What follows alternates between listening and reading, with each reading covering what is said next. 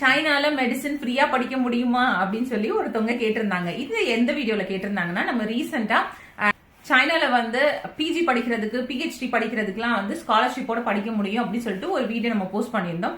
அதை பார்க்காதவங்க லிங்க் வந்து கொடுக்குற போய் செக் பண்ணி பாருங்க. அந்த வீடியோல தான் கேட்டிருந்தாங்க சைனால மெடிசன் வந்து ஃப்ரீயா படிக்கலாமா அப்படின்னு சொல்லிட்டு. சைனாவில் மெடிசன் அதாவது பேச்சுலர்ஸ் எம்பிபிஎஸ் வந்து நீங்க படிக்கிறதுக்கு வந்து காசு கட்டி தான் படிக்க முடியும். ஃப்ரீயாலாம் வந்து படிக்க முடியாது. ஆனா அதுலயும் ஒரு நல்ல விஷயம் என்னன்னா, ஃபர்ஸ்ட் நீங்க இங்க வந்துடுறீங்க, எம்பிபிஎஸ் படிக்கிறீங்க காசு கட்டி, இங்க வந்து நல்ல ஒரு மார்க்கோட படிக்கிறீங்க.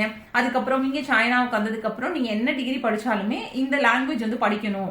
சோ அந்த லாங்குவேஜை நீங்க படிச்சிட்டீங்க அப்படின்னா உங்களுக்கு பிஜி படிக்கும் போது உங்களுக்கு ஸ்காலர்ஷிப்போட ஃப்ரீ அட்மிஷனே வந்து உங்களுக்கு கிடைக்கும்.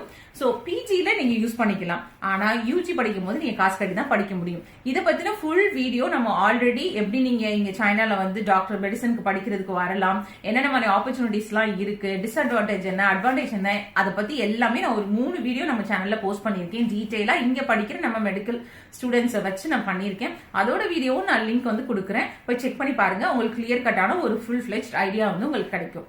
இந்த மாதிரி சைனால படிக்கணும், மெடிசன் படிக்கணும், எப்படி ஆப்பர்ச்சுனிட்டி இருக்கு, என்ன ஏதுன்னு தெரியாம யாராவது இருக்காங்க அப்படின்னா இந்த வீடியோவை அவங்களுக்காக ஷேர் பண்ணி விடுங்க.